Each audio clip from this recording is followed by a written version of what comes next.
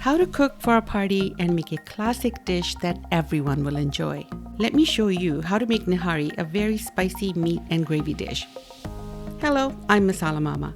Don't forget to subscribe, like, and share our videos. We're on TikTok. Watch our short clips on useful and fun kitchen and cooking tips. Chalo, let's go. I'm using about 8 pounds of veal shank. You can ask your butcher for this cut of meat. The pieces should be large, about 2 to 3 inches in thickness. You can also add some boneless meat, the way I have here. Heat 1 cup of olive oil. Fry 2 tablespoons of ginger and 2 tablespoons of garlic paste for about 30 to 45 seconds.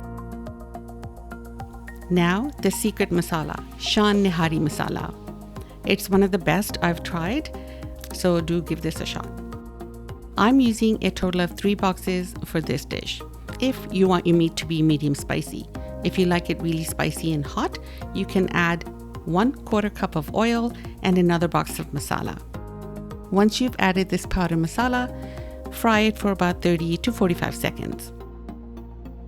Now, one at a time, add the pieces of meat. Fry each side 1 to 2 minutes to coat with the masala. Just note, this can be cooked in one pot, but I'm frying in my Instapot here, then cooking the whole meat dish in a second pot.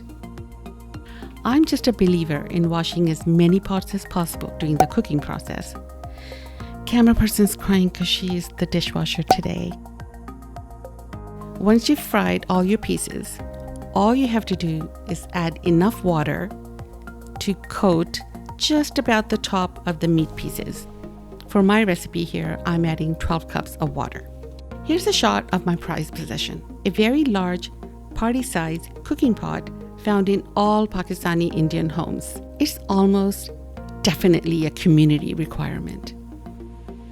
Now, to add texture and thickness to the gravy. Grind 1 cup of fried onions and add them to the soupy gravy. You can find these onions in any South Asian grocery stores. Then, make a slurry of 1 cup aata flour, the one you make roti with, not the all-purpose white flour, and 1.5 cups of cool water. The slurry should be thin, like this. Now go ahead and add this to the gravy. I'm pouring it off of the back of the spoon to avoid any splashing of the hot liquid.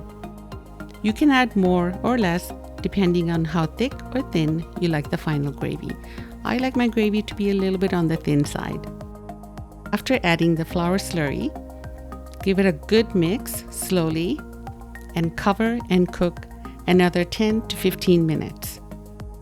The gravy will thicken some more once you finish cooking. The best part is always the eating part. To serve, place a piece of the meat in a bowl, pour some hot gravy on top, and garnish it with thinly sliced ginger, green chilies, and squeeze of fresh lemon juice and a tiny sprinkling of garam masala.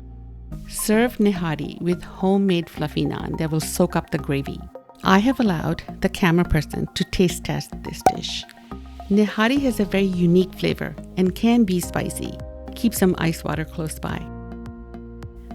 We hope you enjoyed our video today. Leave us a comment or a question if you have any. We do read them. Subscribe, like, and share our videos with your family and friends. Until next time, Masala Mama out.